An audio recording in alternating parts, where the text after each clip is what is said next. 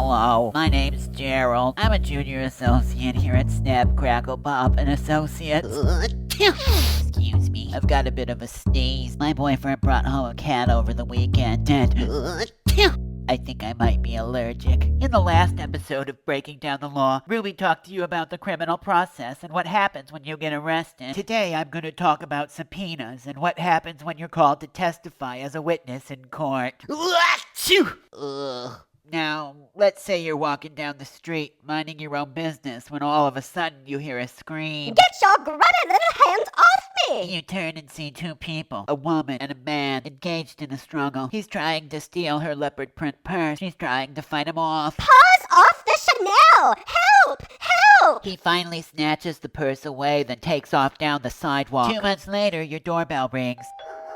It's Officer Friendly. He hands you an envelope. Inside is a subpoena. A subpoena could be a few different things. First, it could be the kind of subpoena that orders you to appear in court to give sworn testimony in a legal proceeding. The Sixth Amendment of the United States Constitution has a clause called the compulsory process that states, "In all criminal prosecutions, the accused shall enjoy the right to have compulsory process for obtaining witnesses in his favor." This means that a criminal defendant has the right to subpoena witnesses to testify on behalf of his or her defense. Now, a subpoena can also request that a person produce evidence, such as information, documents, or other items subject to the case before the court. Usually, a subpoena is issued by one of the following people: the judge presiding over the case, the clerk of the court where the lawsuit has been filed, a private lawyer representing one of the parties in the lawsuit, or a government lawyer such as the attorney general or district attorney. And usually, the subpoena says something bossy along the lines of, "You are hereby commanded to report in person to the clerk of this court." Subpoenas are serious business. If you fail to obey one, you could be fined or even jailed. It's not like jury duty, where you can kind of lie to get your way out of it. When it comes to subpoenas, judges aren't interested in your excuses. We interrupt this programming with an important message from lifeofthelaw.org. Hi, I'm Mary. I'm the blog director here at lifeofthelaw.org. Life of the Law does not advise or condone lying to get out of jury duty. Lying to get out of jury duty is technically considered perjury, which is punishable by law. You may remember the case of Susan Cole, the 57-year-old Denver woman who, in 2011, faked mental illness to get out of jury duty. She wore curlers in her hair and had crazy makeup and a t-shirt that said, "Ask me about my bestseller." Afterward, she went on her local radio station and bragged about what she had done, which resulted in her being given 2 years of probation for the misdemeanor count of second-degree perjury, as well as 40 hours of community service. Perjury is the crime of knowingly making a false statement while under oath. In the United States, under federal law, the general perjury statute provides for a sentence of up to 5 years in prison, and states have their own individual perjury laws as well. Learn from Susan's mistake. Don't lie in court. Now, back to your regularly scheduled programming.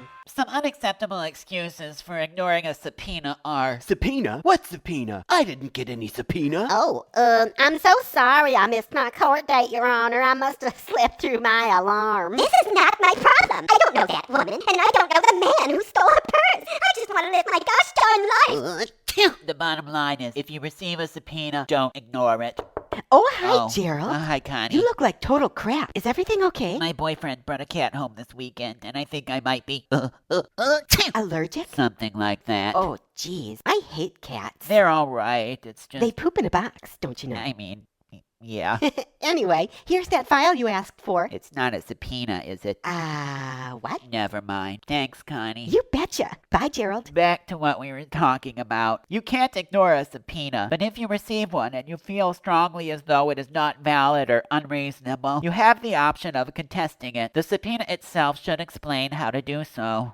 Here are a few do's and don'ts when you show up to testify. Don't panic. Do dress appropriately. Gentlemen, a shirt and tie is usually a safe choice. Ladies, something tasteful and not too low cut. Don't chew gum. Do be polite. Always refer to the judge as Your Honor. Don't lie. Lying may not only hurt the case and prevent justice from being served, but it can also get you in a boatload of trouble. So there you go. Everything you need to know about subpoenas and what happens when you're called to testify as a witness in court. Now, if you'd please excuse me, does anyone have some Claritin?